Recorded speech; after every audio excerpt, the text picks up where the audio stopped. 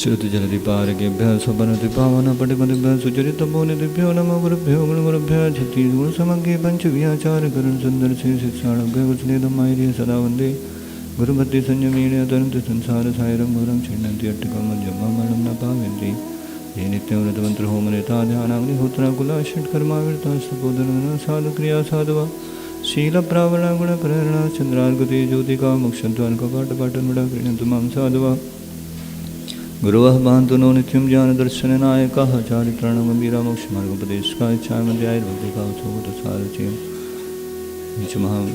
चरणमायर्याणं नायरादिसुधनाडुदेशाणमोज्जायाणं तिर्याणं पारयाणं सौव्यसावनं सायणच्छलमचें पूजि वन्दामिणं स्वामि दुःखकोकमकोबोइलाव सुगीमनं समायमणं जिन्वं संपत्तियो मज्जम अनंत अनंत सिद्ध परमेष्टि भगवंतों की मूल नायक श्री आदिनाथ भगवान की वर्तमान शासन नायक श्री महावीर भगवान की चतुर्विंशति तीर्थंकर भगवंतों की द्वादशांग जिनवाणी मातेश्वरी की समस्त गणधर भगवंतों की 3,9 कोटि मुनिराजों की दीक्षा शिक्षा गुरु आचार्य श्री विद्यासागर मुनिराज की आचार्य उमास्वामी महाराज की चतुर्विध संघ की जय।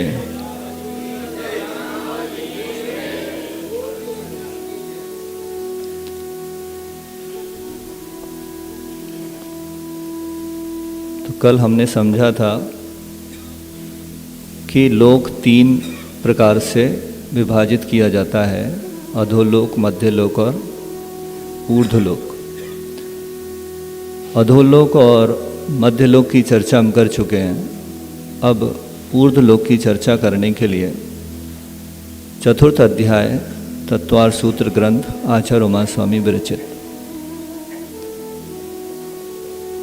इसमें कई सारे प्रश्नों का समाधान मिल सकता है। जैसे इस स्ट्रेंज यूनिवर्स, मतलब इस अद्भुत संसार में बहुत सारी ऐसी अनसॉल्व मिस्ट्रीज हैं, अनसुलझे रहस्य हैं, जिनको कि वैज्ञानिक अभी ढूंढ नहीं पाए हैं, इनका समाधान नहीं निकाल पाए हैं। जैसे यूएफओ, एलियंस, बरमूडा ट्रायंगल या ब्लैक होल्स, और भी बहुत सारे ऐसे। इसके बारे में न्यूज़पेपर में या इंटरनेट पर आता रहता है कि ऐसा हुआ, यूएफओ देखा गया, लेकिन किसी को ये नहीं पता कि ये क्या था, कैसा था। उड़न तश्तरियाँ देखी जाती हैं, पता नहीं रहता है कि ये क्या है। वैज्ञानिक इसको किसी भी तरह से समझा नहीं सकते कि ये क्या होता है और कैसे होता है। लेकिन इसका समाधान चतुर्थ अध्याय में आचार्य उमास्वामी महाराज हमको दे रहे हैं। जैसे ये कुछ उड़न तश्तरियाँ देखी गई, फ्लाइंग सॉसर्स, उड़न तश्तरियाँ देखी गई, फिर एलियंस, फ्लाइंग डिस्क और यूएफओ टेल।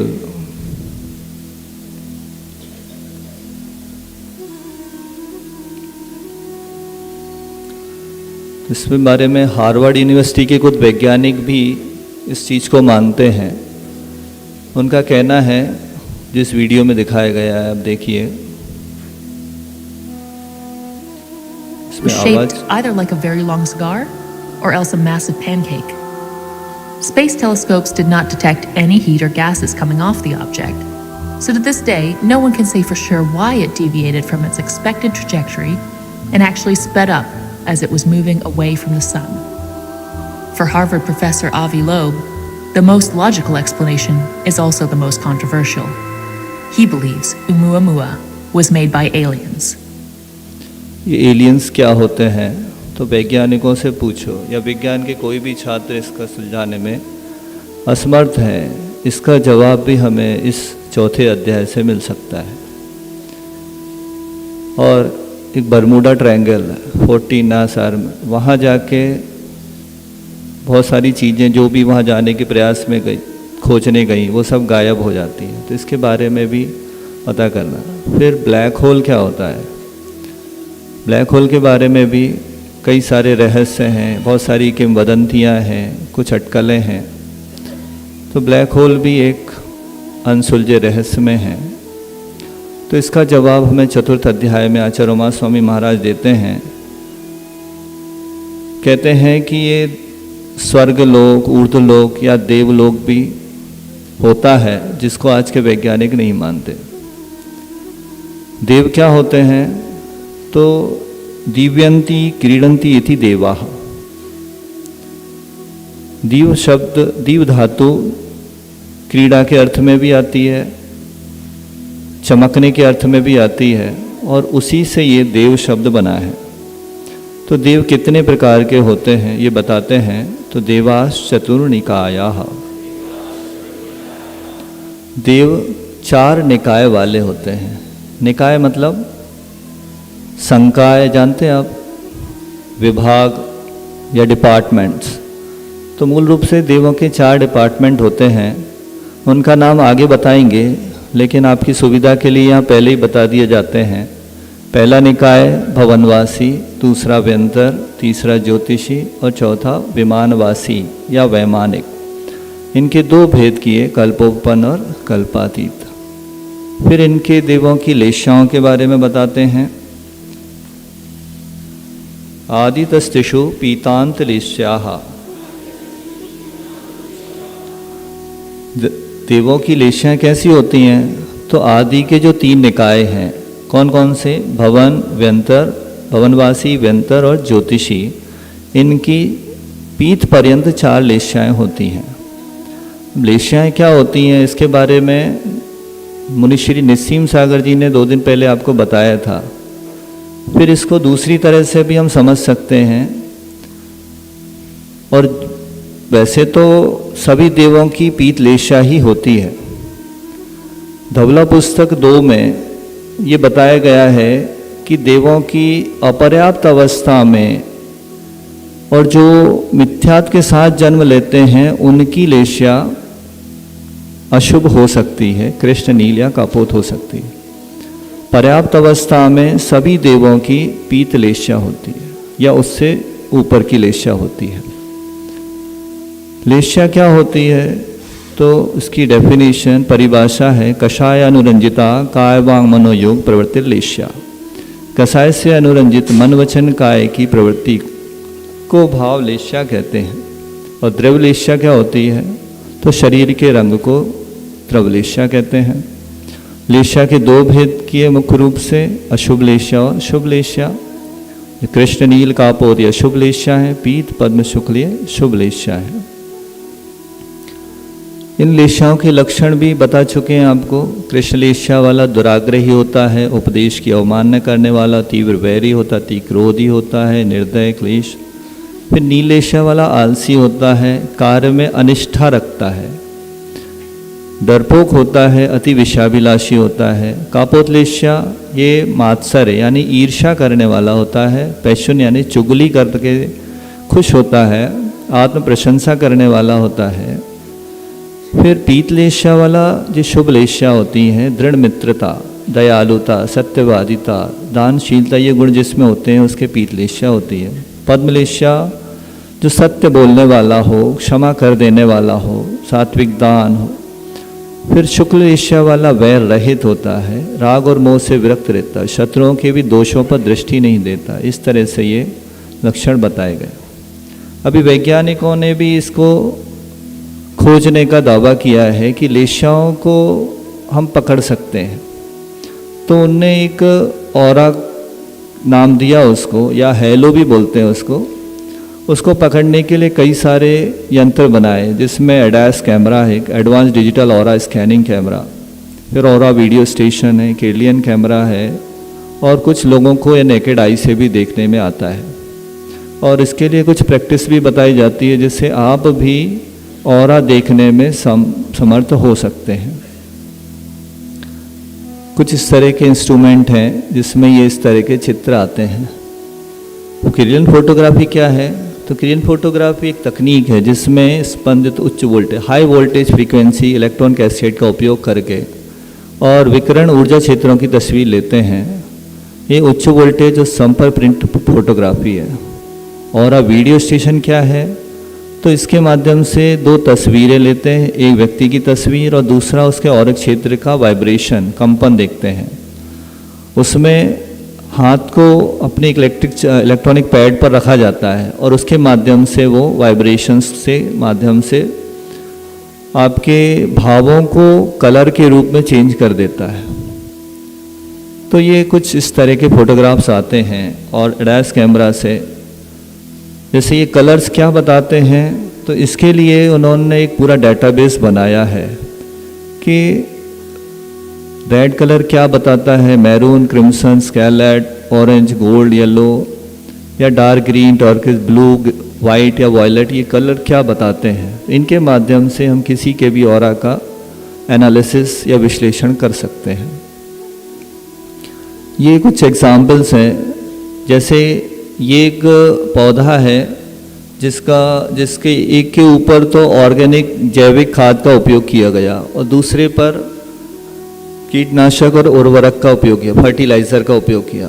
फिर उनका ऑरा फोटोग्राफ लिया गया, तो देखिए आप ऑर्गेनिक का कितना अच्छा है और ये कमर्शियली ग्रोन का कितना ख़राब है। तो इससे हम ऊर्जा की पहचान कर सकते हैं। इसके बारे में ऐसे कुछ चित्र आते हैं, अलग अलग उम्र के लोगों के चित्र देखिए आप।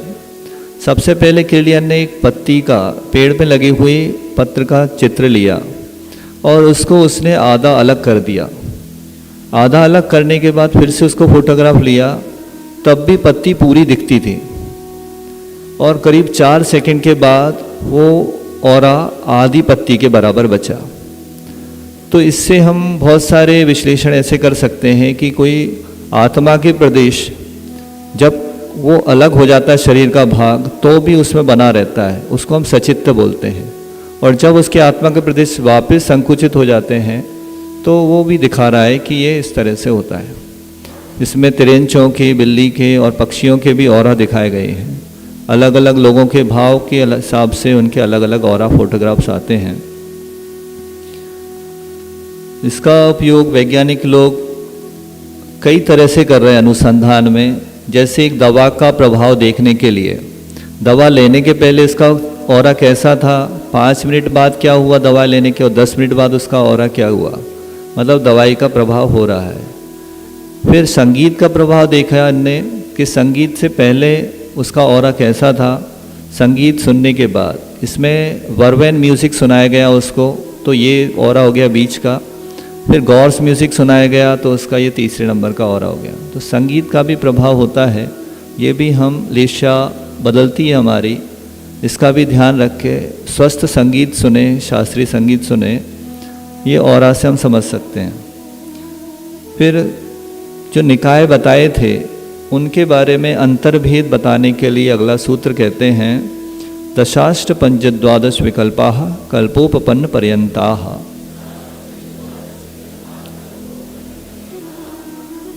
अभी विमानवासी देव या वैमानिक देवों के भेद बताए थे, उसमें एक कल्पोपपन्न और कल्पातीत।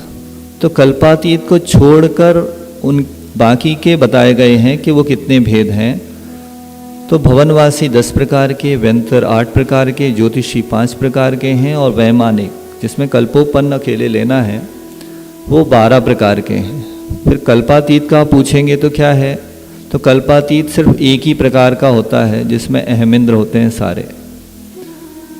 अब उनके और सामान्य भेद, प्रत्येक स्वर्ग में क्या व्यवस्था रहती है वो उसको बताने के लिए कहते हैं, इंद्र सामानिक त्रयस्त्रिंश पारिषदात्म रक्ष लोकपालानिक प्रकीर्ण काभियोग किलविशिकाश्चैकशः।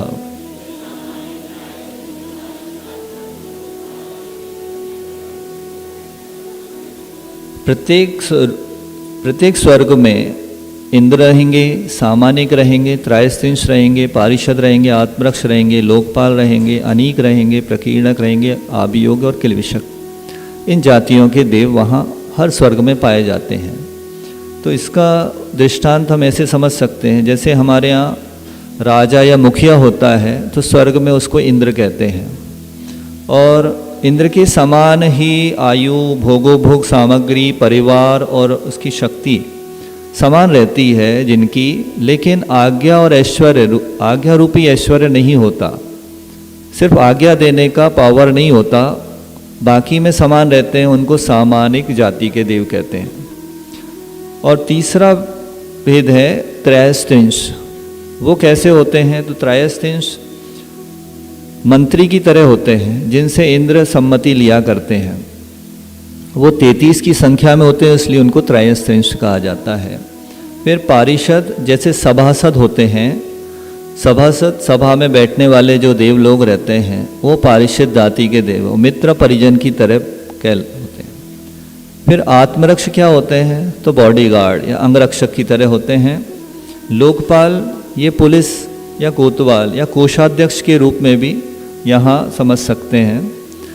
लोकपाल के भी भेद बताए 4, सोम, यम, वरुण और कुबेर।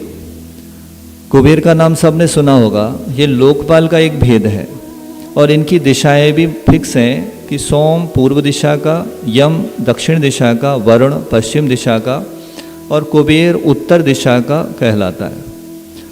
तो जैसे वास्तुशास्त्री सामने बैठे हैं वो जानते हैं कि उत्तर दिशा खुली रखो तो कुबेर का आना होगा आपके यहाँ, और दक्षिण की तरह का आपने पैर किए तो क्या होगा? तो यम आ जाएगा आपको लेने के लिए। तो इस तरह से ये किंवदंतियाँ या वास्तुशास्त्रियों के हिसाब से आप समझ सकते हैं। यहाँ तत्वार सूत्र में सिर्फ उनके जातियाँ बताई गई हैं, बाकी इनका कार्य दूसरे शास्त्रों से जान सकते हैं। फिर अगली जाति है अनीक। अनीक यानी होता है सेना। 7 प्रकार की सेना होती है वहाँ। आप कहोगे कि वहाँ युद्ध भी होते हैं क्या? युद्ध नहीं होते, लेकिन एक प्रोटोकॉल होता है। जैसे हमारे यहाँ कोई राष्ट्रपति या प्रधानमंत्री आते हैं तो आगे पीछे बहुत सारे गाड़ियाँ और लोग आते हैं, वो सब इनके प्रोटोकॉल में गिने जाते हैं। 7 प्रकार की सेना कौन सी होती है? तो हाथी, घोड़ा, रथ, बैल, पैदल और गंधर्व, यानी जैसे यहाँ बैंड होता है ना, बैंड पार्टी, ऐसे वहाँ गंधर्व होते हैं और नर्तकी। तो ये 7 प्रकार की सेना वहाँ होती है। फिर इसके बाद प्रकीर्णक। प्रकीर्णक यानी बिखरा हुआ कहते, तो जैसे प्रजा या नागरिक लोग के आवास बने रहते हैं अलग अलग, तो वो प्रकीर्णक कहलाते हैं। फिर ये अभियोग्य क्या होता है? तो जैसे आपने सुना होगा कि ऐरावत हाथी पर बैठकर इंद्र आते हैं, तो ऐरावत हाथी क्या वहाँ पाए जाते हैं क्या? त्रिंच होते हैं क्या स्वर्गों में? बोले नहीं, वहाँ अभियोग्य जाति के देवों को ये आदेश मिलता रहता है कि आपको ये वाहन बनना है, वो वाहन बनना है। तो देव होकर भी उनको इस तरह की इंसल्ट आप महसूस करते, अनुभव होती रहती है कि मेरे ऊपर कोई देव बैठा हुआ है। और लास्ट है किल्बिषक। किल्बिष शब्द का अर्थ होता है पाप। तो जिनको चांडाल आदि मान सकते हैं हम, उनको सभा के अंदर आने की परमिशन नहीं होती, सभा के बाहर ही रहकर ये कार्य करते रहते हैं। तो ये व्यवस्था सभी स्वर्गों में रहती है या कुछ अपवाद है, उसको बताने के लिए अगला सूत्र कहते हैं त्रयस्त्रिंश लोकपाल वर्ज्या व्यंतर ज्योतिष्काः।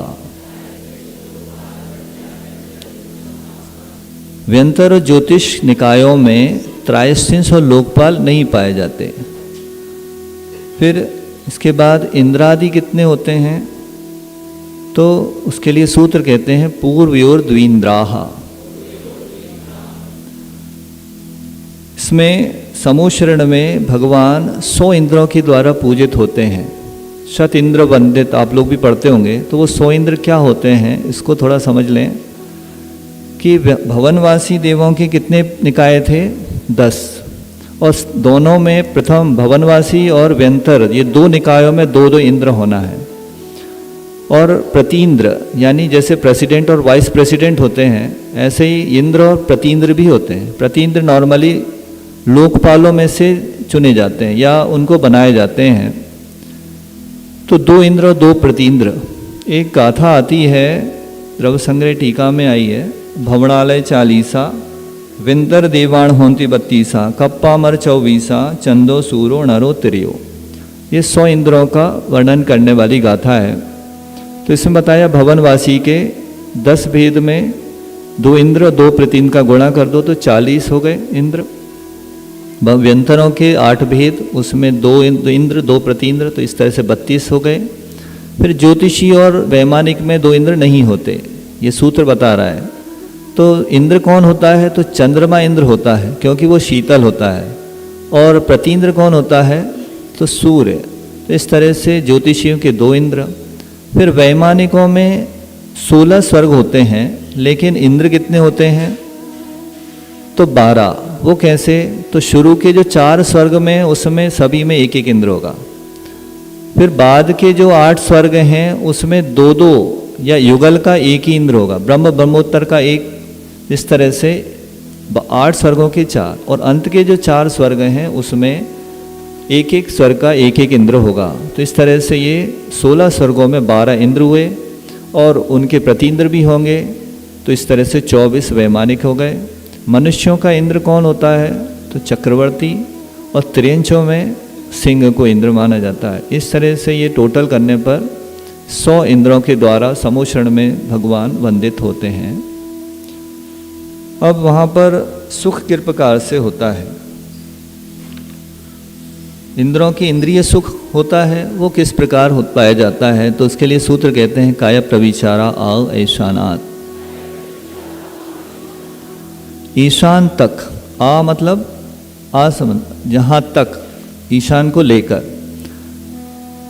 ईशान स्वर्ग तक के देव। कहाँ से? तो शुरू से, आप नरक से भी लगा सकते हैं, नरक, त्रिंच, मनुष्य, और देवों में भी भवनवासी, व्यंतर, ज्योतिषी, और वैमानिकों में स्वधर्म और ईशान तक के देवों के काय प्रविचार होता है, यानी शरीर से माध्यम से इंद्रिय सुख का भोग करते हैं। फिर बाकी के देवों का कैसे होता है ऊपर का? तो बताते हैं शेषा स्पर्श रूप शब्द मनः प्रविचारा। स्वधर्म और ईशान से ऊपर के जो स्वर्ग हैं वो कैसे करते हैं काय प्रविचार? प्रविचार मतलब होता है काम वेदना का प्रतिकार। तो वो स्पर्श से करते हैं, उसके ऊपर वाले रूप से कर लेते हैं, और उसके ऊपर वाले शब्द से, और सबसे ऊपर वाले जो है वो मन से प्रविचार हो जाता है उनका। उसके ऊपर के बाकी के जो बचे हुए उनके बताने के लिए कहते हैं परे प्रविचारा। बाकी सब देवों के अप्रविचार होता है, काम वेदना होती ही नहीं। इसको इस चार्ट के माध्यम से समझ सकते हैं कि भवनवासी व्यंतर ज्योतिषों के काम वेदना का प्रतिकार का तरीका कैसा है।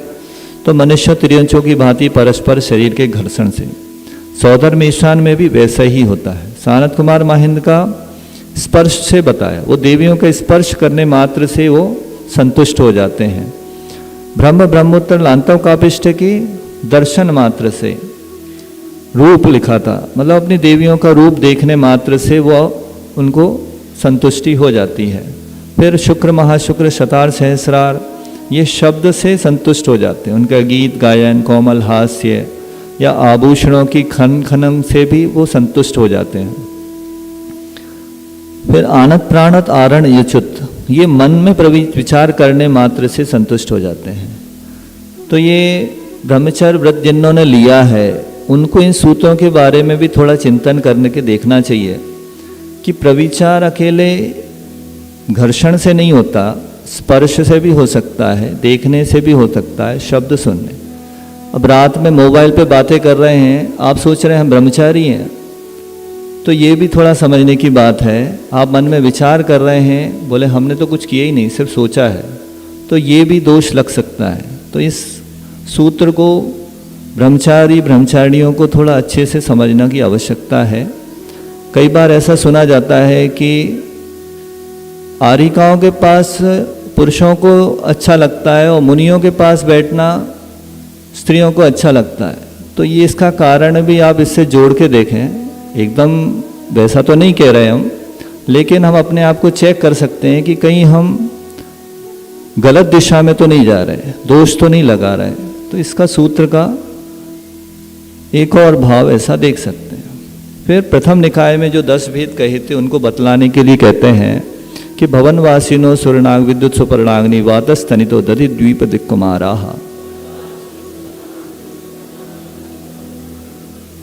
भवनवासी देव के 10 प्रकार कौन से हैं? असुर कुमार, नाग कुमार, विद्युत कुमार, सुपर्ण कुमार, अग्नि कुमार, वात कुमार, स्तनित कुमार, उदधि कुमार, द्वीप कुमार और दिक् कुमार। ये कुमार क्यों लगाया इनके पीछे?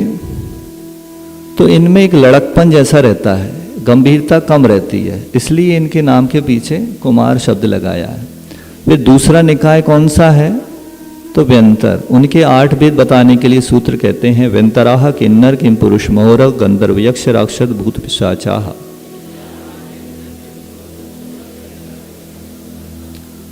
व्यंतर के 8 भेद कौन से हैं? तो किन्नर, किन्नर यात्रे गीत रत्य किन्नराः, जो गीत में रति रहते हैं उनको किन्नर कहते हैं। किम पुरुष, जो मैथुन क्रिया आदि में इंटरेस्ट रखते हैं उनको किम पुरुष कहते हैं। फिर महोरग, महोरग उरग यानी सर्प होता है, जो सर्प जैसी विक्रिया करने में ज़्यादा इंटरेस्ट रखते हैं उनको महोरग कहते हैं।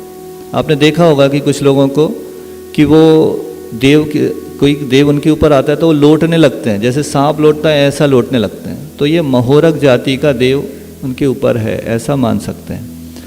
फिर गंधर्व कौन होते हैं? तो गायक होते हैं, जो गाना गाते हैं संगीत गीत रूप से।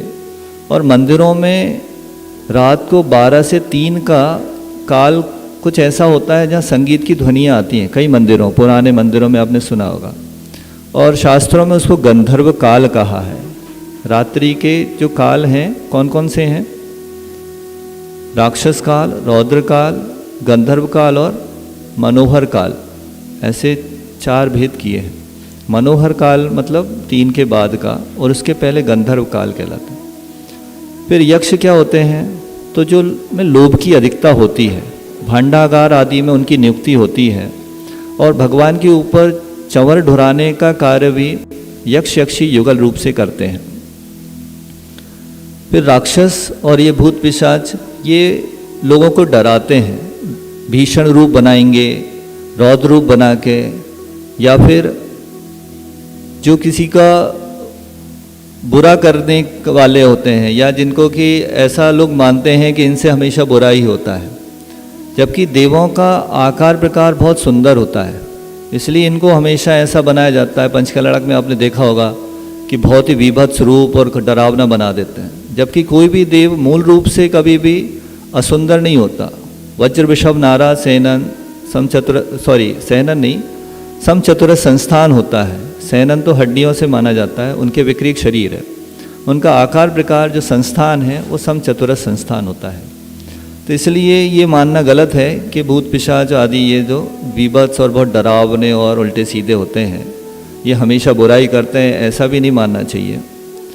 और अच्छा भी करते हैं, और यह स्वर्गों से ये समूह शरण में भी विराजमान रहते हैं। फिर इसके बाद तीसरा निकाय बताने के लिए अगला सूत्र कहते हैं ज्योतिष का सूर्य चंद्रमसो ग्रह नक्षत्र प्रकीर्णक तारकाश्च। ज्योतिषी देव 5 प्रकार के हैं, सूर्य, चंद्र, ग्रह, नक्षत्र और प्रकीर्णक तारे। सूर्य जानते हैं आप लोग, चंद्रमा, ग्रह भी प्लैनेट्स को बोलते हैं, नक्षत्र मतलब कॉन्स्टलेशंस बोलते हैं जिनको, और प्रकीर्णक यानी बिखरे हुए तारे। इनको लोग ये मानते हैं कि ये गेंद की तरह होते हैं, जैसे दिखाई देते हैं, बल्कि जो चक्कर लगाते हैं वो कल शायद आपने फ्लैट अर्थ के बारे में कुछ सुना होगा, तो उसमें भी कुछ बातें बताई, यहाँ भी उससे रिलेटेड कुछ आपको देखने मिलेगा। जैसे ये सूर्य विमान कैसा होता है, और सुना होगा आपने कि भरत चक्रवर्ती को जो कर्क संक्रांति होती है उस दिन सूर्य में जिनबिंब के दर्शन होते हैं उस भरत चक्रवर्ती को, और वहाँ से वो कलश लेके ऐसे जलधारा करता है। तो आज जो सूर्य को देख के जल देने की प्रथा चल पड़ी है, शायद वो उसी से संबंधित हो सकती है कि उसको भरत चक्रवर्ती की तो क्षमता इतनी रहती थी कि उसको सूर्य विमान में जिनबिंब का दर्शन होता था सूर्य उदय के समय, अपने 6 खंड या 7 खंड के जो महल रहता था उसके ऊपर जाने के बाद। लेकिन लोग यहाँ पर बिना देखे ही वो सूर्य को ही जलांजलि देते हैं, तो ये कुछ लोक मूढ़ता कहला सकती है। हाँ, दिशाओं के बारे में बताया गया है कि कौन सी दिशा में ये इस तरह के अभियोग जाति के देव उसको खींचते हैं, किस में कौन सी दिशा में कौन से रहते हैं, लेकिन इसको ज़्यादा विस्तार करने समय की मर्यादा के कारण। अच्छा, ये बात और भी है कि सूर्य में कितनी किरणें होती हैं, ये भी हमारे आचार्यों ने बताया है। चंद्रमा में कितनी किरणें होती हैं, तो 12,000 किरणें होती हैं। सूर्य में 12,000 किरणें होती हैं। शुक्र में 2500 किरणें होती हैं। ये किरणों का भी माप दिया हुआ है। और ये सूर्य जो है बाहर से गर्म है, उसकी किरणें गर्म है, लेकिन मूल रूप से वो ठंडा है। गर्म होता तो वहाँ पर विमान नहीं हो सकते, वहाँ पर देवलोगों का आवास नहीं बन सकते थे, इंद्र आदि वहाँ कैसे रहते। बाकी जो है विमान वो सब मंद ज्योतिष वाले हैं, इसलिए उनकी किरणों के बारे में नहीं बताया। ज्योतिषियों की गति, जो उनकी गति होती है उसका विशेष ज्ञान कराने के लिए कहते हैं मेरु प्रदक्षिणा नित्य गति और निलोके।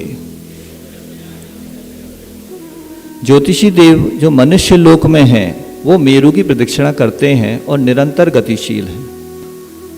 मनुष्य लोक कितना बताया था कल? जो 45 लाख योजन का ढाई दीप है वो उसको मनुष्य लोक कहते हैं। उसमें जितने ज्योतिषी देव हैं वो प्रदक्षिणा करते हैं। उसके बाहर के क्या रहते हैं तो उसके बारे में आगे सूत्र कहते हैं। इन गतियों से जो मेरु की प्रदक्षिणा करते हैं, प्रदक्षिणा का अर्थ क्या होता है? दक्षिण का मतलब होता है राइट, दक्षिण हाथ यानी राइट हैंड को बोलते हैं। दायां हाथ उसका विभ्रंश हो गया, तो दाहिनी तरफ करके जो घूमा जाता है वो प्रदक्षिणा कहलाती है। कई लोगों को कंफ्यूजन होता है कि हम भगवान के दर्शन किस तरफ से करें, तो इसमें सिर्फ एक सिंपल फॉर्मूला है कि अपना दायां हाथ भगवान की तरफ हो। आचार्य महाराज के किस तरफ बैठे तो दाहिना हाथ अपना उनकी तरफ हो, इस तरह से बैठना चाहिए। तो ये प्रदक्षिणा शब्द है। प्रदक्षिणा शब्द ये कैसे मेरु की प्रदक्षिणा करते हैं तो वो क्लॉकवाइज या एंटी क्लॉकवाइज? क्लॉकवाइज हो गया। फिर उनसे काल का विभाजन होता है। जैसे आपको पता है अष्टमी कब होती है, चतुर्दशी कब होगी, ये सब कैसे जानते हैं हम? तो चंद्रमा के आकार से, उनकी प्रदक्षिणा से। दिन और रात का विभाजन कैसे होता है तो ये सूर्य के माध्यम से। फिर अयन क्या होता है? अयन मतलब 6 माह। तो अयन कैसे निकालते हैं तो सूर्य की गलियों के माध्यम से, दक्षिणायन और उत्तरायण। जब सूर्य उत्तर की तरफ से उगने लगता है तो उत्तरायण, और दक्षिण की तरफ से उगने लगता है तो उत्तरायण। तो ये ज्योतिषी देवों का विमान ही काल का विभाग करता है। वो बताने के लिए कहते हैं तत्कृतः काल विभागः। उन गमन करने वाले ज्योतिषियों के द्वारा किया हुआ काल विभाग है। बाकी बाहर के जो विमान हैं ज्योतिषी वो क्या है तो उनके बारे में कहते हैं बहिरवस्थिताः। मनुष्य लोक के बाहर के सारे ज्योतिषी देव स्थिर रहते हैं। किसी के अंदर ये प्रश्न हो सकता है कि आपने बताया कि अंदर की प्रदक्षिणा करते हैं, निरंतर गतिशील हैं, तो ध्रुव तारे के बारे में आपका क्या विचार है? पोल स्टार बोलते हैं जिसको, वो तो स्थिर रहता है। तो यहाँ ये नहीं लिखा है कि प्रदक्षिणा जो करते हैं वो सारे करते हैं, इसमें कुछ स्थिर भी रहते हैं। इस तरह से आप समझ सकते हैं कि ये किस तरह प्रदक्षिणा करते हैं। तो मेरु की प्रदक्षिणा 790 योजन ऊपर जाकर इनका विमान होता है। सबसे पहले ताराएं होती हैं 790 योजन पर, फिर 10 योजन ऊपर जाकर सूर्य का विमान होते हैं।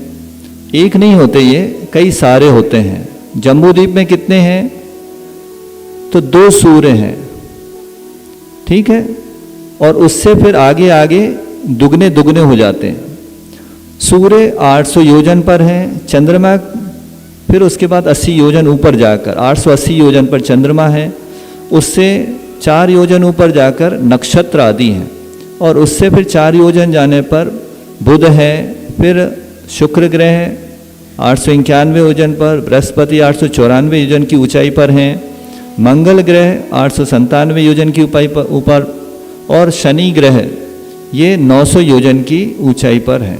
वो परिक्रमा किसकी लगा रहे हैं तो मेरु की प्रदक्षिणा लगाते हैं, लेकिन 1121 योजन छोड़कर, ठीक है।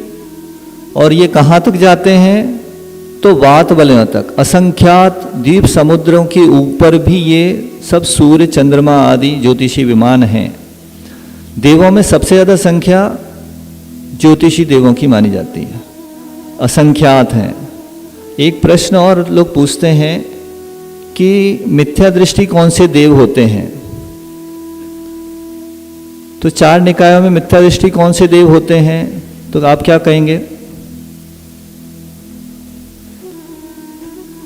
नॉर्मली लोग कहते थे भवनत्रिक, ये मिथ्या दृष्टि होते हैं, जबकि शास्त्रों में बताया है कि सबसे ज़्यादा सम्यक दृष्टि देव कौन से निकाय में होते हैं, तो ज्योतिषी में।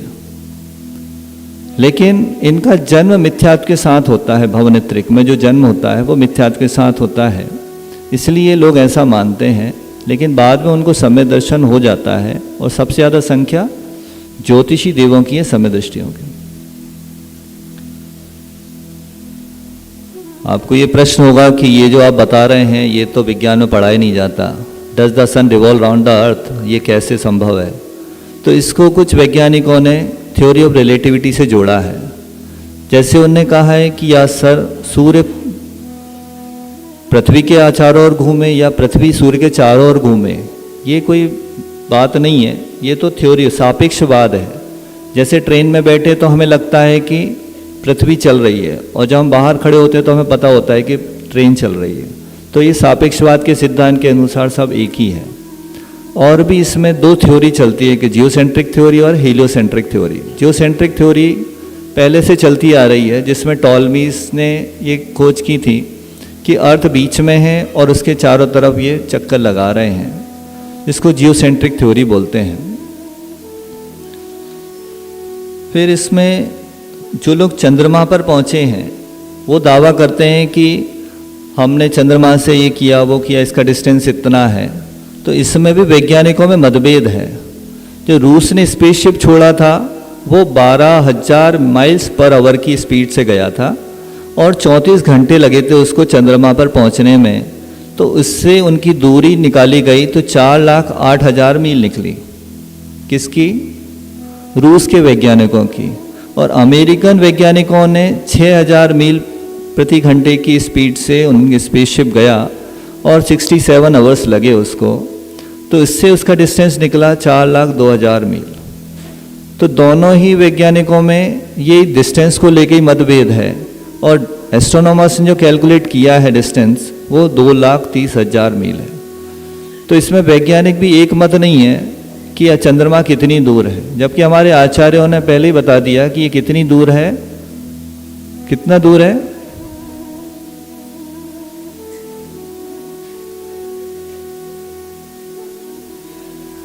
,880 योजन ऊपर है। तो ये सब आपको बता रहे हैं। तो इससे ये विश्वास कर सकते हैं आप कि नासा लाइज नॉट। और भी कई सारे प्रूफ हैं। जैसे 2012 में उनने अर्थ का जो इमेज दिया था वो इस तरह का, फिर कुछ समय दूसरी साल उनने बदल दिया। और इसमें एक प्रश्न ये भी है कि जो वायुमंडल है उसके कारण इसका चित्र चंद्रमा से कैसे दिखा? वायुमंडल के कारण पूरा अर्थ ढक जाना चाहिए था।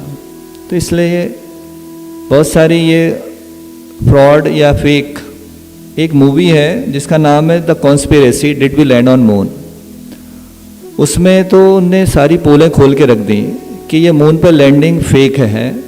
और ये एरिया 15 एक जगह है अमेरिका में, वहाँ की रिकॉर्डिंग है जो आर्मी प्रोटेक्टेड है। आवाज़ खोल सकते हैं इसकी। Some people say it never happened. This whole thing was a fake. Decide for yourself as we explore the evidence. The Eagle has landed. Analyze official government photos. What a ride, what a ride. Examine the films. The flag flaps on the moon where there's no atmosphere. And hear the testimony of one former astronaut who's not afraid to speak his mind. NASA could have covered it up. Could the government have orchestrated the deception of the century? NASA could have pulled off the greatest hoax of all time. You be the judge on Conspiracy Theory. आपने देखा होगा कि इसको launch करने के लिए launch pad लगाए गए थे और कितनी ज़्यादा थ्रस्ट लगाने के बाद वो रॉकेट ऊपर गया था और वहाँ जाकर वो चंद्रमा पे लैंड किया था। वहाँ पहुँचने के बाद स्पेसशिप वापस कैसे आ गया और उसी स्थान पर कैसे आ गया, पहला प्रश्न तो ये है। वहाँ कोई लॉन्चिंग पैड था नहीं, फिर यहाँ कैसे आ गया। ऐसे बहुत सारे प्रश्न हैं। एक प्रश्न ये है कि इसमें जो चित्र दिख रहा है आपको, इसमें दो अलग अलग डायरेक्शन में परछाइयाँ बन रही हैं। तो चंद्रमा पर अगर एक ही प्रकाश स्रोत है तो छाया पंक्ति एक ही पंक्ति में होना चाहिए, लेकिन ये अलग अलग दिख रहे हैं। इसका मतलब कई प्रकाश स्रोत हैं। ये एक तरह से रिकॉर्डिंग है। फिर दूसरा प्रश्न ये है कि जैसे पीछे आपको इसका जो दिख रहा है, सूर्य दिख रहा है, पीछे से लाइट आ रही है, तो आगे से जो चित्र लिया जा रहा है उसमें उसका काला दिखना चाहिए था, परछाई पूरी, छाया बिल्कुल काली होना चाहिए, लेकिन वो काली नहीं है छाया। इसके बाद उसके जो पीछे तारे नहीं दिख रहे हैं, तस्वीरों पर पीछे तारे वगैरह कुछ भी नहीं दिख रहे। इसके वाइज़र जो हेलमेट है उसके ऊपर भी कुछ रिफ्लेक्शन दिख रहा है। इसका मतलब ये बहुत नज़दीक में कोई सोर्स है।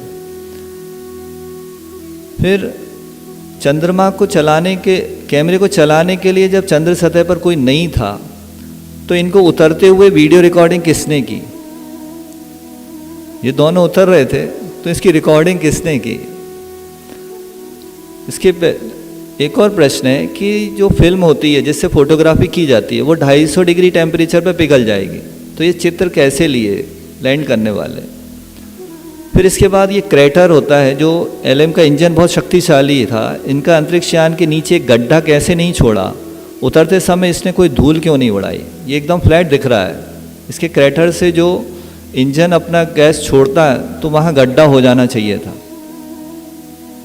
अगला प्रश्न है कि उनने जो पैरों के निशान दिखाए, तो ये चंद्रमा की लैंडिंग नकली है, क्योंकि वहाँ पानी नहीं है, तो इतने शार्प पैरों के निशान कैसे बन सकते हैं वहाँ पर?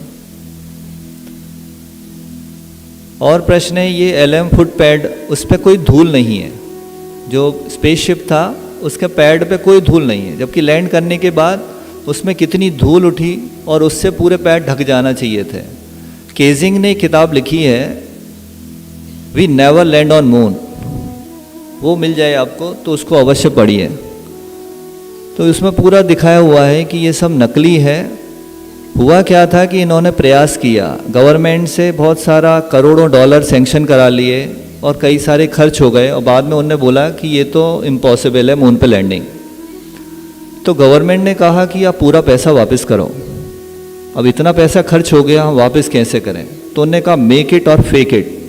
तो उनने उसका फेक वीडियो बना के और सब जगह बता दिया। आखिरी चित्र है, इसमें बताया गया कि चंद्रमा लहरा रहा है। जब वहाँ पर हवा ही नहीं है तो चंद्रमा लहरा कैसे सकता है? इस तरह से इसमें बहुत सारे प्रश्न उठाए गए और उनका जवाब वो दे नहीं पाए। अब उसमें कुछ कुछ और जोड़ा जा रहा है।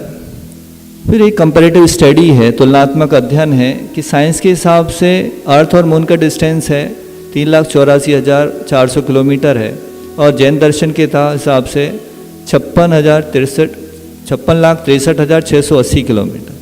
तो इतना ज़्यादा डिफरेंस है कि हम मान नहीं सकते कि वो लोग वहाँ पहुँचे होंगे। स्पीड जो मून के रोटेशन की है, चंद्रमा किस स्पीड से रोटेट करता है, तो साइंस कहता है 3,683, जबकि हम लोगों के हिसाब से, जैन दर्शन के हिसाब से निकलती है इतनी अधिक स्पीड से वो घूम रहा है। तो ये डिफरेंस भी बहुत ज़्यादा है। साइज़ के बारे में 3,476 किलोमीटर विज्ञान मानता है, और जैनोलॉजी के हिसाब से 5,908.4 किलोमीटर। ये योजन वगैरह जो है उसको किलोमीटर्स में कन्वर्ट करके बताया गया है। फिर एक और इसमें कुछ वैज्ञानिकों ने दूसरे चंद्रमा की खोज भी की है कि चंद्रमा एक और है, ऐसा कुछ वैज्ञानिकों ने बताया है, जिसमें ये Lars Danielsson of royal institute of technology Stockholm Sweden और IP university California San Diego में बताया उनने बताया कि अभी लोग धरती के एक ही चांद मानते थे, लेकिन ये सच नहीं है। Royal institute of technology Stockholm Sweden के लार्स डेनियल्सन और कैलिफोर्निया विश्वविद्यालय सैन डिएगो USA के WHIP ने हाल ही में पृथ्वी के दूसरे चंद्रमा की खोज की है, उसे टेरो नाम दिया, टोरो। इसको और विस्तार से पढ़ना है आपको तो डॉक्टर GR जैन की पुस्तक है कॉस्मोलॉजी ओल्ड एंड न्यू। इसके पृष्ठ 193 पर एक अपेंडिक्स B में दिया हुआ है कि सैटेलाइट्स ऑफ द अर्थ, उसमें ये बातें उनने बताई हैं। फिर अब चौथा निकाय रह गया कि चौथा निकाय कौन सा होता है, तो वो बताने के लिए कहते हैं वैमानिकाः। चौथा निकाय का नाम वैमानिक है। वैमानिक के भेद बताते हैं, कल्पोपपन्नः कल्पातीताश्च। वे वैमानिक देव दो प्रकार के हैं, कल्पोपपन्न और कल्पातीत। कल्पोपपन्न कौन से होते हैं, तो जहाँ ये इंद्र सामानिक त्रायश्चिंस आदि की जो व्यवस्था है उसको कल्प कहते हैं। ये व्यवस्था कहाँ तक है, तो 1 से लेकर 16 स्वर्गों तक, तो वो कल्पोपपन्न कहलाते हैं। और कल्पातीत जहाँ पर ये व्यवस्था नहीं है, वहाँ सारे अहमिंद्र ही हैं, ऐसे 9 ग्रेवेयक, 9 अनुदेश और 5 अनुत्तर विमानों को कल्पातीत कहते हैं। फिर इनकी बताने के लिए देखिए आप, सर्वार्थ सिद्धि नामक विमान स्थित है। यह 12 योजन का अंतर सिद्ध शिला के नीचे से सर्वार्थ सिद्धि विमान के ध्वज दंड तक है। इस विमान का विस्तार 1 लाख योजन है।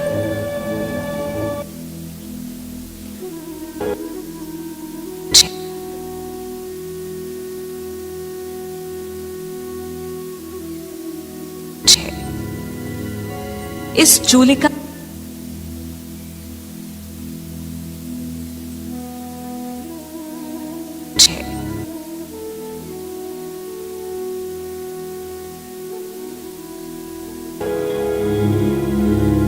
इसी त्रसनाड़ी में स्वर्ग,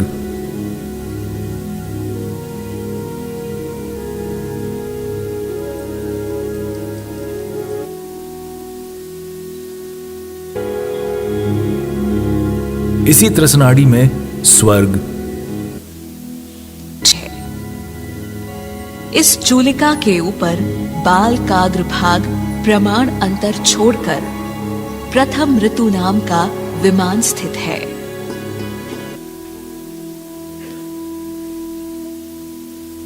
अब ये स्वर्ग कैसे स्थित है वैमानिक जो, तो उसके लिए कहते हैं ऊपरी ऊपरी।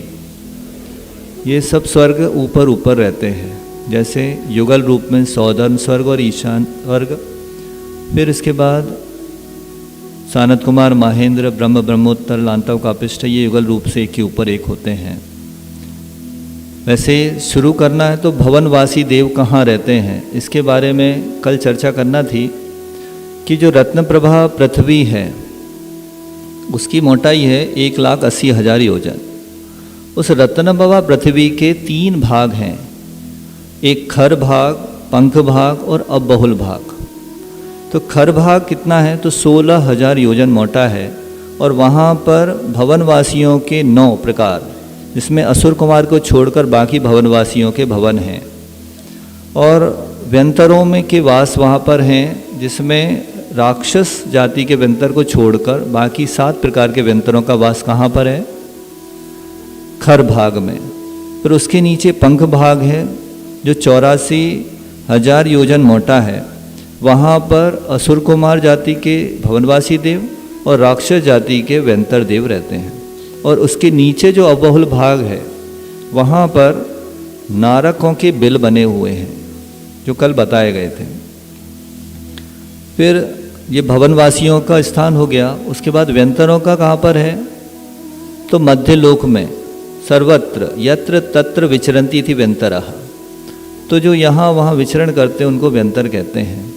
फिर ज्योतिषी देवों को आपने देख लिया, कहाँ पर वास है, तो पृथ्वी से 790 योजन ऊपर और 900 योजन तक ज्योतिषी देवों का है, और तिर्यक रूप से वात वालियों तक। अब इसके बाद वैमानिक देवों का बताते हैं, ऊपरी ऊपरी करते जाइए आप। तो सौधर्म, ईशान्य से इस तरह से ऊपर बढ़ते बढ़ते 16 स्वर्ग, ये 8 युगल हो गए, 8 पेयर्स में 16 स्वर्ग हो गए। उसके ऊपर 9 ग्रेवेयक हैं, ऊर्ध्व, मध्य और अधो, ऐसे 3 भेद करते हैं। और ग्रेवेयक की संज्ञा बनी है ग्रीवा शब्द से। ग्रीवा मतलब जैसे ये मनुष्याकार का लोक है, कमर पर हाथ रखकर और पैर फैलाकर खड़े हो जाओ तो ये लोक का आकार बन जाता है। तो ये ग्रीवा का जो आकार है, इसमें भी 3 लेयर्स होती हैं। ये 3 लेयर्स यहाँ गले में बनती हैं। ये हेल्थ, वेल्थ और प्रॉस्पेरिटी का सूचक भी कहलाती है। तो इसी तरह ये मध्यम ग्रेवेयक, ऊर्ध्व ग्रेवेयक, मध्यम ग्रेवेयक और अधो ग्रेवेयक का प्रतीक है। तो 9 ग्रेवेयक होते हैं। और उसके ऊपर क्या है, तो 9 अनुदिश होते हैं। अनुदिश मतलब क्या होता है? दिशा के अनुसार। दिशाएं कितनी हैं? तो 4 दिशा और 4 विदिशा जोड़ो तो 8 और एक बीच में, तो वो टोटल कितनी हो गई? 9।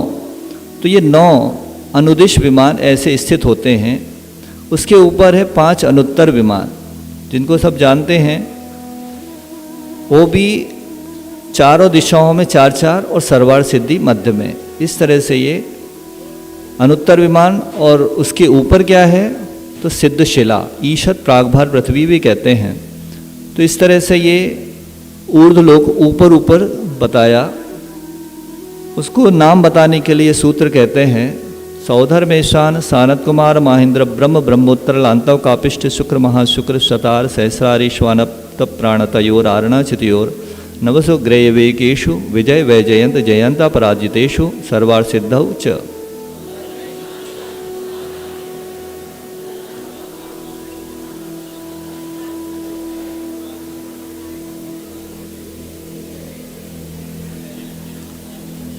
इस सूत्र में आप देखेंगे कि ये पूरे नाम एक साथ ना देके इनकी संधि बीच बीच में तोड़ी गई है। तो ये संधि तोड़ने के पीछे भी आचार्य महाराज का बहुत बड़ा संकेत है। ये समझना बहुत जरूरी रहता है, तब हम उसका सही अर्थ निकाल सकते हैं। जैसे 12वें स्वर सहस्रारेषु और फिर आनत प्राणत योह और आरणाचित योर, ये 3 बार संधि क्यों तोड़ी? पूरे 16 नाम एक साथ दे देते, फिर संधि कर एंड में संधि विभक्ति लगा देते। तो 12वें स्वर्ग तक घातायुष्क का जन्म होता है। घातायुष्क क्या होता है? तो किसी ने, आप लोगों में से किसी ने ऊपर के स्वर्गों की आयु का बंद किया, लेकिन संक्लेश के परिणाम से संयम की विराधना कर दी, तो उनका डिमोशन हो जाता है। डिमोशन होके वो नीचे वाले स्वर्ग में आ गए, ठीक, तो उसको घातायुष्क कहते हैं। लेकिन उनकी आयु उस स्वर्ग के अकॉर्डिंग नहीं थी, तो कुछ अधिक भी मिल जाती है उनको, आधा सागर एक्स्ट्रा भी मिल सकती है उनको, तो उसको बोलते हैं अपवर्तना घात। और इस तरह से घातायुष्क जो मनुष्य हैं वो कहाँ तक उत्पन्न हो सकते हैं? तो 12वें स्वर्ग तक। इसलिए यहाँ संधि तोड़ी है। फिर आनंद प्राणतयो क्यों तोड़ा? तो वहाँ तक देवों की ऊंचाई जो है आधा आधा कम होती आधा आधा हाथ कम होती है, इसलिए वहाँ बताने के लिए। फिर आरण अचित योह, ये 16वें स्वर्ग के बाद संधि तोड़ी है, मतलब तो श्रावकों का जन्म ये 16वें स्वर्ग तक ही हो सकता, उसके बाद नहीं। फिर नवसु ग्रेवेकेशु, ये अलग अलग क्यों लिखा? नव ग्रेवेकेशु लिख सकते थे। तो यहाँ ये बताने के लिए लिखा है कि 9 अनुदिश भी होते हैं, इसलिए ये संधि यहाँ पर अलग अलग की, विभक्ति अलग अलग लगाई है। फिर 5 अनुत्तर विमान विजय वैजयंत जयंता पराजितेषु, 4 विमान अलग से बोले और सर्वार सिद्धि अलग से क्यों बोला? तो यहाँ तक देवों की संख्या असंख्यात है, लेकिन सर्वार सिद्धि में जो संख्या है वो देवों की संख्यात मात्र है। और ये एक भवातारी होते हैं और नियम से मोक्ष जाते हैं, ये बताने के लिए सर्वार अलग से लिखा हुआ। फिर इनमें और क्या विशेषता होती है तो वो बताने के लिए स्थिति प्रभाव सुखद दितिलेशा विशुद्धीन्द्रियावधि विषयतोधिकाः।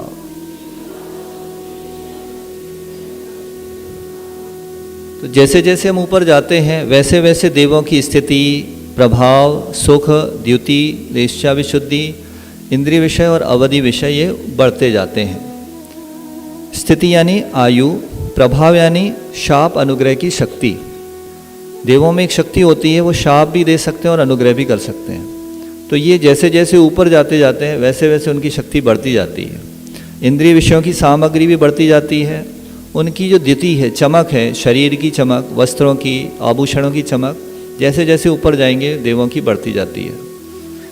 एक चीज़ आपने गौर की हो, सभी स्तोत्र जितने भी लिखे गए हैं उसमें जो इंद्र के मुकुट पर लगी हुई मणि की हर स्तोत्र में बात की गई है। इसके पीछे क्या रहस्य है? भक्तामर प्रणत मौल मणि प्रभाणा। भक्तामर मतलब जो भक्त देव हैं उनके मुकुट की मौली मणि प्रभाणा। फिर महावीराष्टक में भी दिया हुआ है। ऐसे हर स्तोत्र में, स्वयंभू स्तोत्र में भी है, सारे स्तोत्रों में उसकी चर्चा है। तो इसके पीछे क्या रहस्य है, समय मिलेगा तो बताएंगे। फिर इसके बाद लेशा विशुद्धि भी बढ़ती जाती है। जैसे जैसे ऊपर जाते हैं उनकी लेशाएँ अच्छी होती जाती हैं, शुभ होती जाती हैं, इंद्रियों की क्षमता भी बढ़ती जाती है और अवधि ज्ञान भी बढ़ता जाता है। स्थिति मतलब आयु, सौदर मिशान की उत्कृष्ट आयु 2 सागर, सारद कुमार की 7 सागर, ब्रह्मपुत्र की 10, ऐसे बढ़ते बढ़ते 33 सागर तक इनकी हो। और जगन आयु भी आगे के सूत्रों में आएगा। अवधि ज्ञान का विषय कहाँ तक होता है? सौदर मिशान का अवधि ज्ञान प्रथम पृथ्वी तक लग सकता है। नरक, पहले नरक में क्या हो रहा है वो बैठे बैठे देख सकता है वहाँ। सानत कुमार महेंद्र का दूसरी पृथ्वी तक का अवधि ज्ञान लगा सकता है। इस तरह से ये 9 अनुदेश 5 अनुत्तर बना पूरा लोक नाड़ी का लगा सकते हैं। ये तो नीचे कहाँ तक? अब आप प्रश्न करेंगे ऊपर कहाँ तक? तो ऊपर मात्र वो अपने ध्वज दंड, अपना विमान के ध्वज दंड तक का अवधि ज्ञान लगा सकते हैं। उसके ऊपर का नहीं जान सकते कि अपने सीनियर देव जो हैं वो क्या कर रहे हैं और उनका पिछला अगला क्या था। और तिर्यक यानी तिरछी डायरेक्शन में वो कितना लगा सकते हैं अवधि ज्ञान? तो असंख्यात कोड़ा कोड़ी योजन का ज्ञान लगा सकते हैं, अवधि ज्ञान से जान सकते हैं। और कुछ कम भी होता है, ये तो बढ़ता हुआ है, तो वो बताने के लिए कहते हैं गति शरीर परिग्रहाभिमानतो हीनाः। जैसे जैसे ऊपर ऊपर जाते हैं तो उनकी गति यानी आवागमन की इच्छा कम हो जाती है, शरीर की ऊंचाई वो कम होती जाती है, परिग्रह यानी उनका जो ममत परिणाम है, मूर्छा है, वो कम होती जाती है और अभिमान भी कम होता जाता है। ये बड़े आश्चर्य की बात है कि पिछली स्लाइड में आपने देखा होगा कि सुख बढ़ता जाता है और इस स्लाइड में बोला है परिग्रह कम होता जाता है। ये आपको कॉन्ट्राडिक्टरी लगता होगा, नहीं लगता? या धारणा गलत है आपकी? धारणा गलत हो सकती है क्योंकि हम ये मानते हैं कि सुख परिग्रह से होता है। यहाँ सुख बढ़ता जा रहा है और परिग्रह कम होता जा रहा है। मतलब हम जितने निश्चिंत रहेंगे उतना परिग्रह कम होगा और सुख बढ़ेगा। ठीक, तो ये धारणा अपनी सुधार सकते हैं। इसके बाद शरीर की ऊंचाई कितनी होती है? 7 हाथ सौदर मिशान की, सनत कुमार की 6 हाथ। कई लोग बड़े डिप्रेशन में रहते हैं कि मेरी हाइट बढ़ नहीं रही है और मैं ठिगना या वामन द्वेष है। तो ये जो है बताया जाता है इस स्लाइड में, तो जितनी हाइट कम होगी उतना पुण्य ज़्यादा है। आप सोचो सर्वार सिद्धि देव के जो सबसे अच्छे देव उनकी हाइट कितनी है? 1 हाथ मात्र। और दूसरी बात ये भी है कि आयुर्वेद में बताया गया है कि जो कम खाता है वो ज़्यादा खाता है और जो ज़्यादा खाता है वो कम खा पाता है। इसका मतलब समझे आप? जैसे जो ज़्यादा खाता है वो जल्दी मर जाता है, तो जल्दी मर जाएगा तो कम खाया उसने, और जो कम खाता है वो ज़्यादा खाता है। इसका मतलब थोड़ा थोड़ा खाता है, वो ज़्यादा समय तक जीवित रहेगा तो ज़्यादा खाएगा। तो ये बात भी यहाँ से सिद्ध हो रही है कि जैसे जैसे आयु बढ़ती जाती है, सौदर मिशान 2000 साल में भोजन करते हैं, 7000 साल में सानत कुमार महेंद्र करते हैं। तो जैसे जैसे ये आहार की इच्छा का अंतराल बढ़ता जा रहा है वर्षों में, ऐसे ऐसे उनकी आयु भी बढ़ती जा रही है। तो ये आयुर्वेद का सिद्धांत यहाँ से सिद्ध हो रहा है। फिर एक और सिद्धांत है कि गहरी सांस लेने से भी आयु बढ़ती है। तो ये देवलोग जो है श्वासोच्छ्वास 2 पक्ष में लेते हैं, मतलब 1 महीने में श्वास लेते हैं, इतनी गहरी सांस होती है उनकी। 1 महीने में श्वासोच्छ्वास लेते हैं सौदर मिशान के, और 7 पक्ष यानी 15 दिन। तो 7 में 15 दिन का गुणा कर दो, इतने दिनों में 1 श्वासोच्छ्वास लेते हैं सानत कुमार महेंद्र स्वर्ग के देव। तो जैसे जैसे इनकी श्वास गहरी होती जाती है ऐसे ऐसे उनकी आयु भी बढ़ती जा रही है। तो इसका मतलब आपको भी आयु, अगर चिरायु रहना है, पूर्ण आयु रहना है, तो गहरी सांस लेने का अभ्यास करना चाहिए, प्राणायाम रेगुलर करना चाहिए। फिर इनकी लेशियाँ भी बढ़ती जाती है, ऐसा बताया था। शुद्ध शुभ शुभ लेशिया होती जाती है। तो कौन कौन सी होती है? पीत पद्म शुक्ल लेशिया द्वित्री शेषेषु। तो ये युगल जो है पेयर्स में थे, तो 2 युगलों में पीत, 3 युगलों में पद्म, और बाकी कल्प जो है उसमें शुक्ल लेशिया होती है। बताया गया कि सौदर मिशान में मध्यम पीत लेशिया होती है, सानत कुमार महेंद्र में उत्कृष्ट पीत और जगन्य पद्म। ये कैसे एक साथ हो सकती है? तो स्वर्गों में भी कुछ लेयर्स होती है, मंजिल होती है, जैसे आपके मकानों में, ऐसे ही स्वर्गों में भी कुछ लेयर्स रहती हैं। परतें रहती हैं, उनमें भी नीचे स्वर्गों से ऊपर के स्वर्गों में ये लेश्याएँ उत्कृष्ट बीज से जगन पद्म तक जाती हैं। ब्रह्म ब्रह्मोत्तर लांतव कापिष्ट शुक्रमा शुक्र में मध्यम पद्म, शतार सहस्रार में उत्कृष्ट पद्म जगन शुक्ल, आनंद प्राण तारण में मध्यम शुक्ल, नवग्रेव मध्यम शुक्ल और नव अनुदेश और 5 अनुत्तर विमानों में उत्कृष्ट शुक्ल लेश्या होती है। फिर ये व्यवस्था कहाँ तक है, तो वो ग्रेवेक के पहले तक, उसको बताने के लिए कहते हैं प्राग ग्रेवेकेभ्य कल्पाः। ग्रेवेक से पहले तक कल्प संज्ञा है, कल्पोपपन्न कहा था, तो वो ग्रेवेक से पहले तक कल्पोपपन्न कहलाते हैं। अब उसकी ग्रेवेक और उससे ऊपर के कल्पातीत कहलाएंगे। और इनमें कोई विशेष देव की वैरायटी होती है, कोई स्पेशल कुछ है, तो वो स्पेशल देवों का वर्णन करने के लिए कहते हैं ब्रह्म लोकालय लौकांतिकाः। लौकांतिक देव होते हैं जिनका निवास जो 5वां स्वर्ग है ब्रह्म स्वर्ग, उसके एंड में होता है, मतलब उसकी जो बाउंड्री होती है वहाँ पर उनका निवास होता है, इसलिए उनको लौकांतिक कहते हैं। और क्या उनके नाम बताते हैं, सारस्वतादित्य व निरुण गर्दतो तुषिता व्याबादा रिष्टाश्च। तो उनके नाम इस प्रकार हैं, सारस्वता आदित्य वन्नी अरुण गर्दतो तुषित अव्याबाद और अरिष्ट।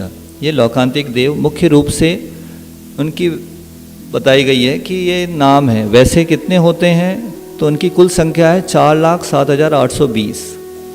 ठीक है, ये 8 दिशाओं में इनके विमान होते हैं। जैसे ईशान दिशा में सारस्वत का है, फिर इसके बाद पूर्व दिशा में आदित्य है, आग्नेय कोण में वाहनी लोकांतिक देवों का है निवास, फिर अरुण जो है उनका दक्षिण में है, गर्दतोय का नैऋत्य में है, तुषित का पश्चिम में है और अव्यवाद का वायव्य में है, उत्तर में अंतिम अरिष्ट लौकांतिक देवों का निवास स्थान है। फिर इनके बीच बीच में जो अंतर्दिशा है वहाँ भी 2-2 प्रकार के देव रहते हैं। तो ये एक चार्ट के माध्यम से आप समझ सकते हैं कि ये टोटल गिनती कितनी आई, 4,07,820 प्रकार के लौकांतिक इनके नाम रहते हैं। फिर इनके देव जो नियम से मोक्षगामी होते हैं उनको बताने के लिए सूत्र कहते हैं विजयादिषु द्विचरमाः। विजयादिक में 2 चरम, चरम मतलब होता है लास्ट और द्विचरम मतलब सेकंड लास्ट। तो 2 भव अवतारी मतलब विजयादिक से अधिक से 2 बार मनुष्य होकर जीव मोक्ष जाते हैं। तो वो कौन से होंगे, तो 9 अनुदिश और 4 अनुत्तर वाले। आप पूछेंगे 5वें अनुत्तर के, तो वो 1 भवतरी होते हैं सर्वार सिद्धि के देव। और 1 भवतरी कौन से होते हैं, तो लौकांतिक देव भी 1 भवतरी होते हैं। दक्षिणेंद्र जितने होते हैं, मतलब दक्षिण साइड राइट साइड के जितने भी इंद्र होते हैं वो सारे 1 भवतारी होते हैं। सौधर्म इंद्र की जो शची इंद्राणी होती है वो भी 1 भवतारी होती है। और लोकपाल जो इंद्र सौधर्म इंद्र का वो भी 1 भवतारी होता है। फिर त्रियंच कौन होते हैं, अभी तक ये सब बातें हो गई, त्रियंच की पूरे डेफिनेशन नहीं बताई क्लियर कि कौन होते हैं। तो उन्होंने बता दिया कि अभी तक जितने बताए हैं उनके अलावा सब त्रियंच होते हैं। औपपादिक मनुष्येभ्यः शेषा तिर्यग्योनयः। उपाजन वाले कौन कौन से, नारक और देव और मनुष्य, इनके अलावा जो बचे वो सब क्या कहलाते हैं, त्रियंच। फिर इनकी आयु के बारे में बताते हैं। तो भवनवासियों की उत्कृष्ट आयु कितनी है, तो स्थिति रसुरनाग सुपर्ण द्वीप शेषाणाम सागरोपम त्रिपल्योपमार्थ हीन मिता।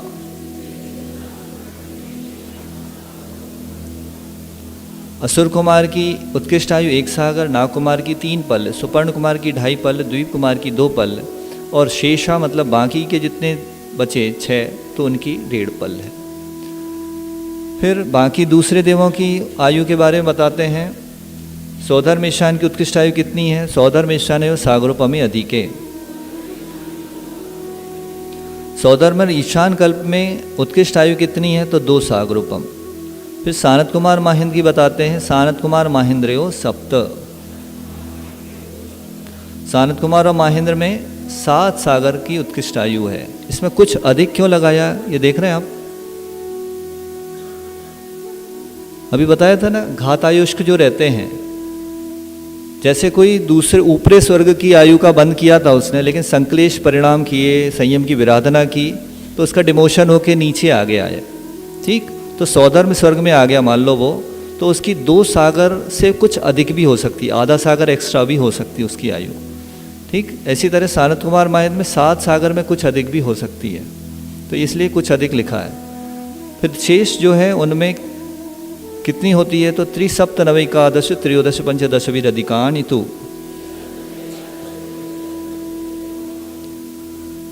ब्रह्मोत्तर युगल से लेकर प्रत्येक युगल में आरण अच्युत क्रम से 3 से अधिक 7 ऐसे जोड़ते जाना है।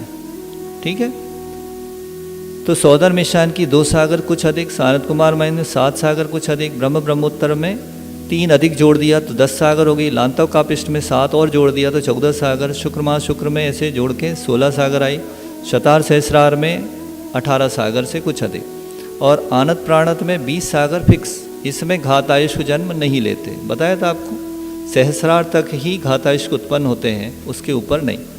आरणच्युत में 22 सागर तक के उत्कृष्ट आयु है। फिर कल्पातीत विमानों की उत्कृष्ट आयु कितनी है, तो आरणाच्युतादूर्ध्व मयिकई के नवसु ग्रहवेकेषु विजयादिषु सर्वार सिद्धौ च।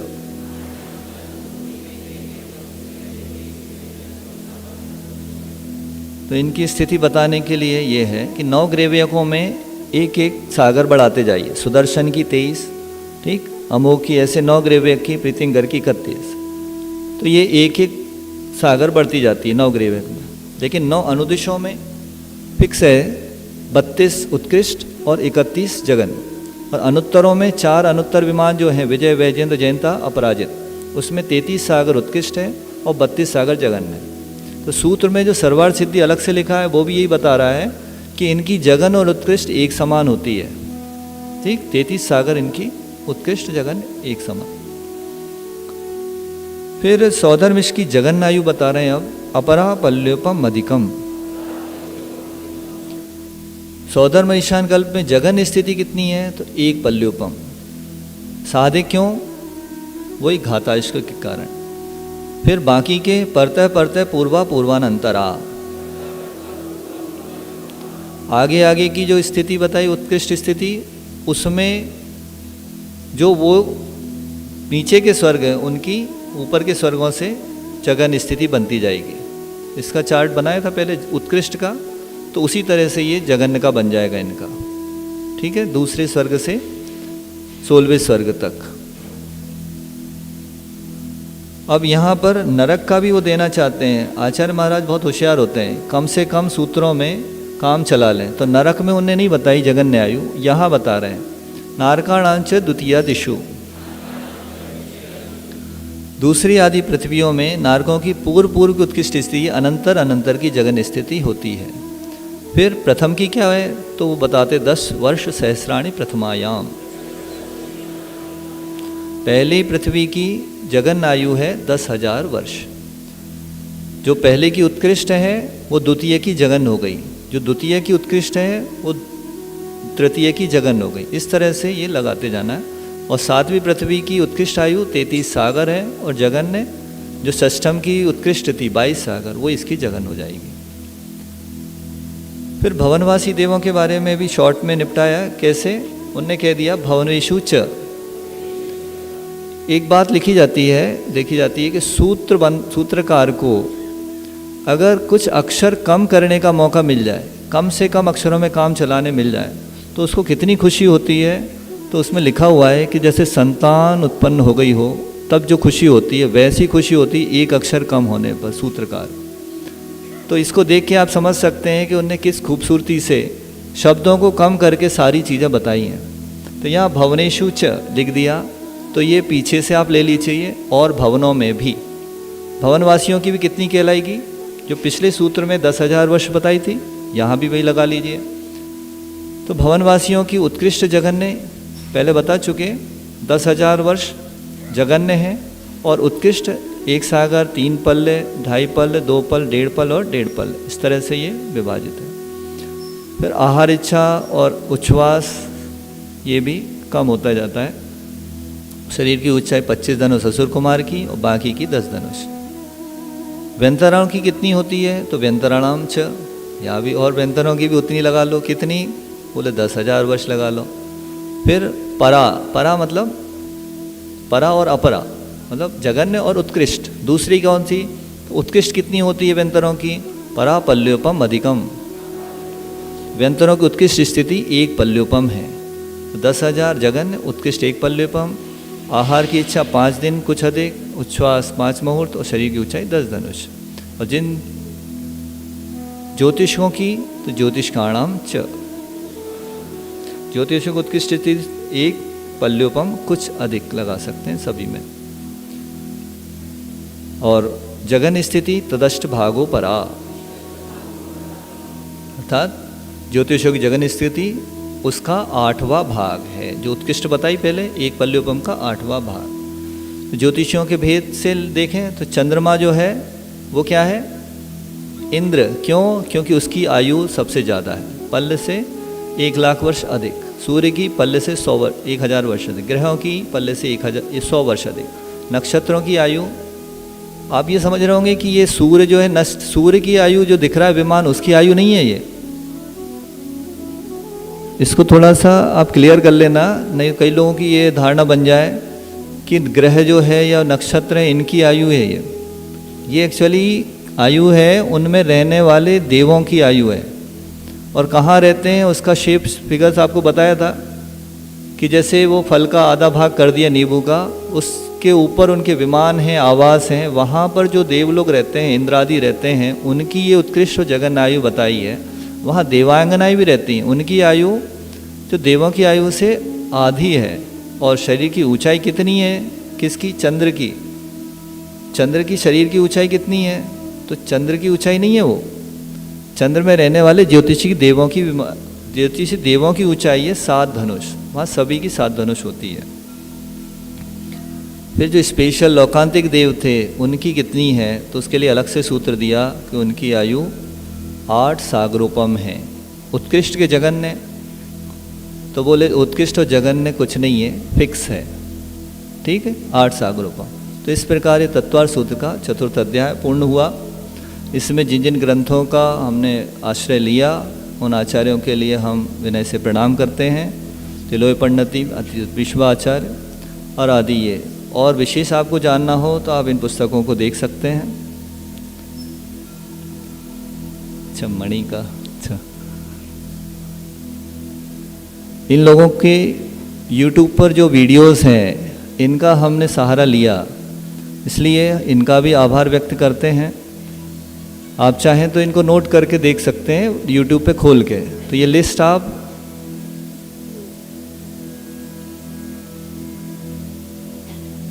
फिर डिजिटल टेक्नोलॉजी फाउंडेशन के जो प्रीतेश, उनका भी हम आभार मानते हैं। फिर आदिनाथ भगवान के लिए जिनके माध्यम से ये क्षेत्र के मूलनायक हैं, उनके लिए हम पढ़ते हैं अल्पश्रुतम श्रुतवताम परिहास धाम तद्भक्तिरेव मुखरे कुरुते बलान्माम यत्को किलह किल मधो मधुरम विरौति तच्चाम्रचारुकलिका निकरैक हेतु। आदिनाथ भगवान की जय। यदर्थ मात्रा पदवाक्यहीनम मया प्रमादाद्यति किंचनोक्तम तन्मे क्षमित्वा विदधातु देवी सरस्वती केवल बोधलब्धिम। सरस्वती माता की जय। इसके बाद तत्वार्थ सूत्रकर्तारम गृत्रपिच्छोपलक्षितम वंदे गणीन्द्र संजात ममा स्वामी मुनीश्वर। आचार्य उमा स्वामी महाराज की जय। संत श्रोमणी आचार्य गुरु और विद्यासागर महाराज की, चतुर्विद संघ की जय।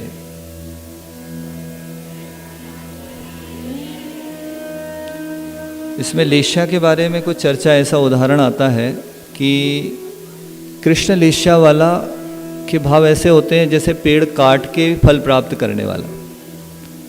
तो ये सुन के हमें आश्चर्य हुआ कि पेड़ काट के फल चाहने वाला ऐसा कौन मूर्ख होगा। तो हमें ऐसे मूर्ख मिल गए। कैसे?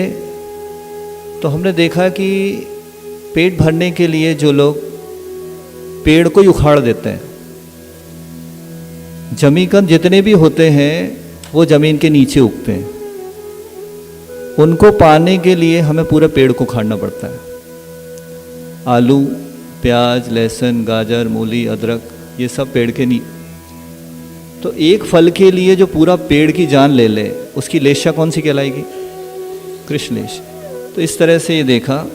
और भी जो ऑरा के पिक्चर्स के बारे में भी ये को सब कुछ जोड़ने की थी, लेकिन बंद कर। जय बोलो संत शिरोमणि आचार्य गुरु विद्यासागर जी महाराज की।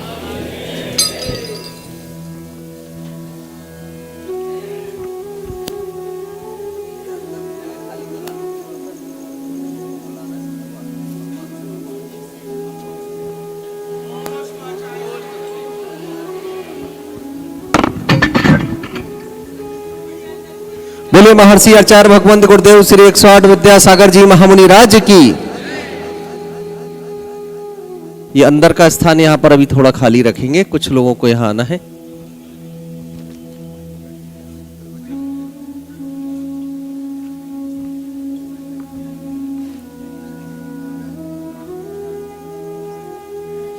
ये ऊपर का माइक चालू करें।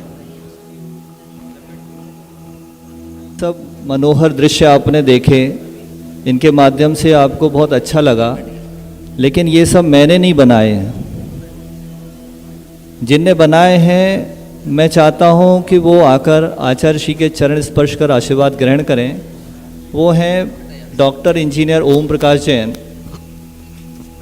अगर आपको अच्छा लगा हो तो करतल ध्वनि उतनी चाहिए जितने कि आपको अच्छा लगा हो। आप इनका परिचय सुनेंगे तो और आश्चर्य में पड़ेंगे। ये इलेक्ट्रिकल इंजीनियरिंग में ग्रेजुएशन किया 1970 में बिट्स मैसरा रांची से, और इसके बाद आईआईटी खड़गपुर से इन्हें एमटेक किया 1975 में, और मैकगिल यूनिवर्सिटी मॉन्ट्रियल कनाडा से इन्हें पीएचडी किया 1978 में। फिर इसके बाद 3 साल हिंदुस्तान मोटर्स में इंजीनियर रहे, और उसके बाद 8 साल मैनेजर रहे R&D हैदराबाद BHEL हैदराबाद में। BHEL में R&D में हैदराबाद में इन्हें 8 साल रिसर्च में रहे। इसके बाद क्रॉम्पटन ग्रीस में R&D में 11 साल साइंटिस्ट रहे। उसके बाद L&T में 9 साल ऑफिसर के पद पर रहे।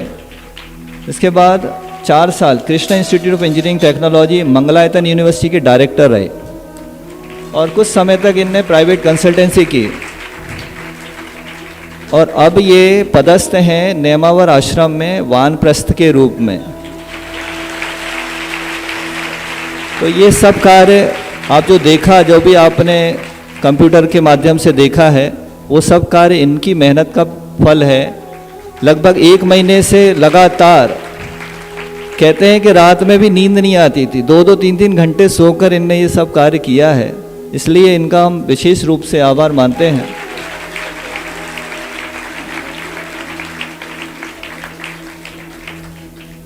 बोलो महावीर भगवान की।